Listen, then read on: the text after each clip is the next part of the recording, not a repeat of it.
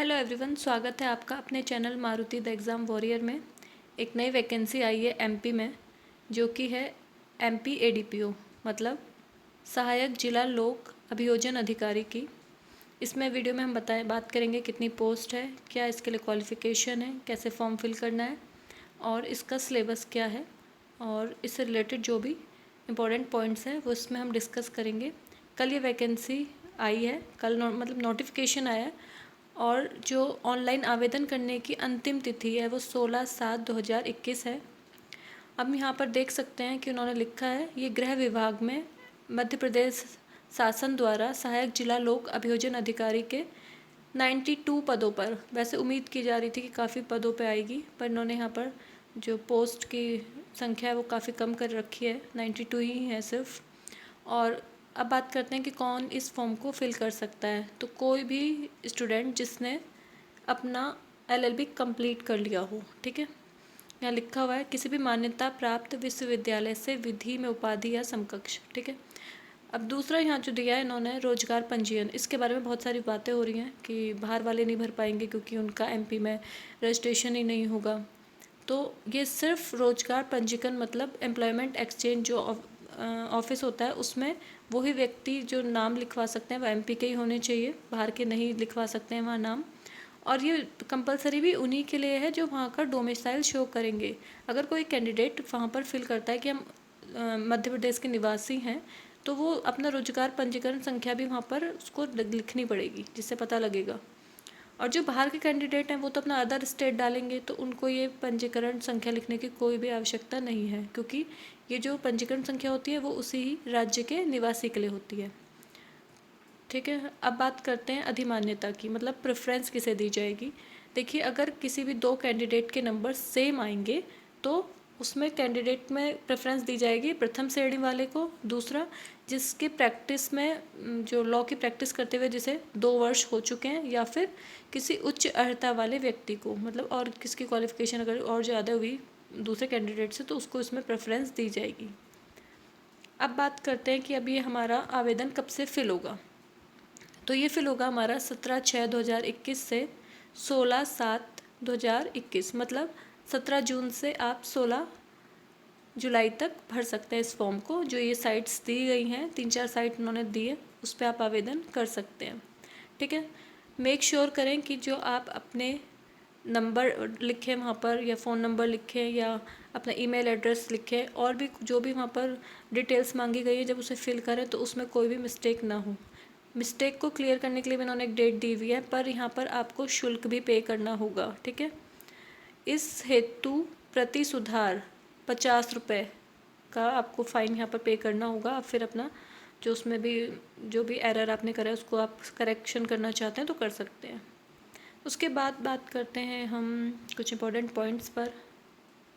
यहाँ पर देखिए, मोबाइल नंबर और क्योंकि आपका अगर कुछ भी उसमें वहाँ से नोटिफिकेशन कुछ आता है या कुछ भी उसके बारे में डिटेल्स आती है तो वो आपको एसएमएस अलर्ट से होंगे या फिर ईमेल के थ्रू दिए जाएंगे। तो अपना फ़ोन नंबर और जो आपका ईमेल आईडी है वो आपको करेक्ट फिल करनी है, जिससे आपको कुछ भी जानकारी वहाँ से वो आराम से मिल पाए। अब बात करते हैं कुल पद संख्या की। तो मैंने जैसे आपको बताया था 92 है, और जो जर्नल कैटेगरी के हैं जो अदर स्टेट भी भरेंगे तो उनके लिए सिर्फ सीट है 25, ठीक है। अब यहाँ देखते हैं पद का नाम, जैसे कि मैंने आपको बताया था, सहायक जिला लोक अभियोजन अधिकारी। विभाग का नाम है, गृह विभाग में है ये। जो ये श्रेणी है राजपत्रित द्वितीय श्रेणी का है, स्थायी पद है, ऐसा नहीं है कि आपको संविदा पर रखा जा रहा है। और अगर हम बात करें कि आपके पद का कर्तव्य क्या है, कि आपको क्या काम होगा आपका, तो आपका काम है वहाँ पर मध्य प्रदेश में जिला स्तर एवं तहसील स्तर पर दंडिक मामले, मतलब जो भी क्रिमिनल मैटर आएंगे उसमें न्यायिक मजिस्ट्रेट न्यायालय में राज्य की ओर से लोकहित में आपको पैरवी करनी है। तो इसलिए ही उन्होंने वहाँ पर लिखा है कि 2 साल का अगर जिसको इन सब की नॉलेज होगी, जिसने प्रैक्टिस करी है, उसको प्रेफरेंस दी जाएगी, ठीक है। यहाँ से फिर इन्होंने लिखा है कि रोजगार पंजीकरण कार्यालय में पंजीकरण आवश्यक है। तो ये सिर्फ पंजीकरण एमपी के रहने वाले निवासियों के लिए ही है, अदर स्टेट वालों का इससे कोई लेना देना नहीं है। इसका भी एक प्रूफ मैं आपको आगे वीडियो में भी दूंगी कि अदर भर सकते हैं नहीं भर सकते हैं। आगे अगर हम इसमें देखें तो आयु सीमा यहाँ पर दी गई है 21 वर्ष पूर्ण कर ली हो किंतु 40 वर्ष की आयु पूर्ण ना की हो, मतलब 21 से 40 के बीच वाले भर सकते हैं। और आयु की जो गणना की जाएगी वो 1/1/2022, ठीक है। बाकी आपको ये पूरा डिटेल में पढ़ना है तो मैं इसका जो लिंक है वो डिस्क्रिप्शन में दे दूँगी, आप आराम से पूरा नोटिफिकेशन क्या है, कैसे प्रोसेस है, सब अपना आराम से पढ़ सकते हैं। इसमें बस आपको मैं इम्पोर्टेंट जो चीज़ें हैं वो मेंशन कर रही हूँ। ये आपकी जानकारी से संबंधित है। अब बात करते हैं कि आवेदन शुल्क कितना है। आवेदन शुल्क जो वहाँ के निवासी हैं और SC ST है या फिर OBC में आते हैं उनके लिए 500 रुपये है। और जो शेष, देखिए यहाँ पर आप गौर से पढ़िएगा, शेष सभी श्रेणी एवं तथा मध्य प्रदेश के बाहर के निवासी अभ्यर्थी हेतु, जो सब अफवाहें आ रही हैं कि नहीं बाहर के नहीं भर सकते, सिर्फ MP वाले भरेंगे, ऐसा कुछ नहीं है। बाहर के निवासी भर सकते हैं। बाहर के निवासी जब वहाँ वो लिखेंगे कि हम अदर स्टेट के, तो उन्हें पंजीकरण संख्या लिखने की ज़रूरत ही नहीं पड़ेगी। अगर मैं इसका एक एग्जांपल दूँ, क्योंकि मैं उत्तराखंड से हूँ और जब मैं उत्तराखंड का, मैंने सिविल जज का फॉर्म फिल करते हैं हम लोग, तो वहाँ पर हम जब उत्तराखंड लिखते हैं, वहाँ अपना डोमिसाइल शो करते हैं, तो हमें पंजीकरण संख्या अपनी भरनी पड़ती है।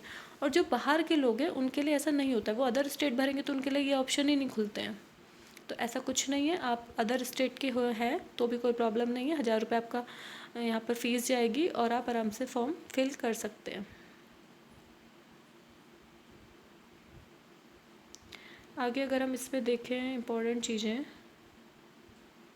तो ये एग्ज़ाम आपका जो होगा वो ऑनलाइन होगा।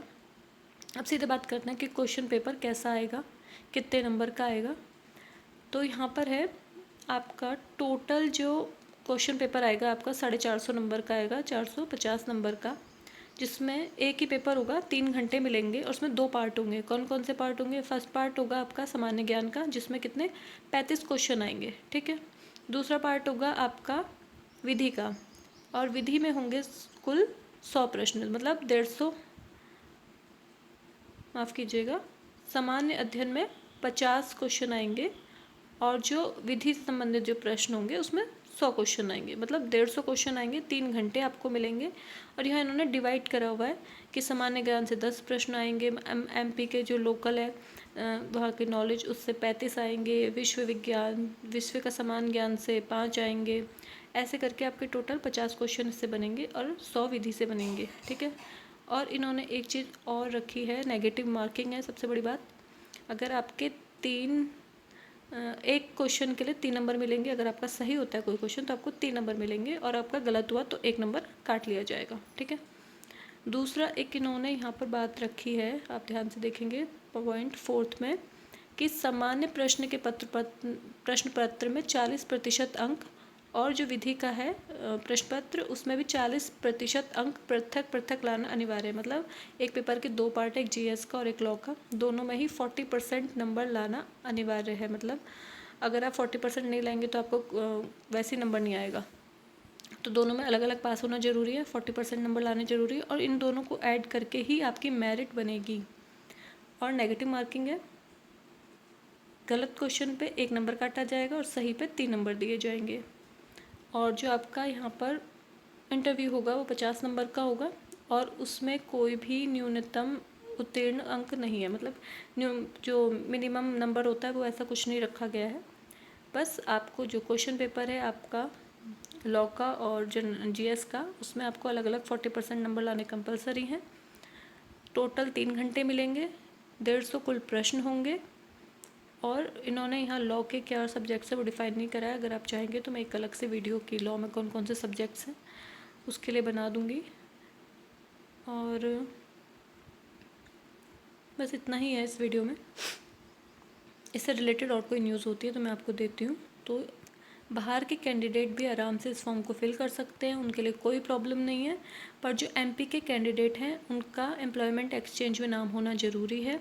एक बात और कि अगर आपका अभी नाम नहीं लिखा है एम्प्लॉयमेंट एक्सचेंज में और आप MP के ही निवासी हैं तो ये बहुत छोटे टाइम की प्रक्रिया होती है। 10 दिन में आपका, अगर आपके पास सारे अपने डॉक्यूमेंट्स हैं तो आप अपने एम्प्लॉयमेंट एक्सचेंज जो आपका लोकल का है वहाँ जा सकते हैं। 10 रुपये इसमें सिर्फ फ़ीस लगती है, स्टेट के हिसाब से अलग भी हो सकती है।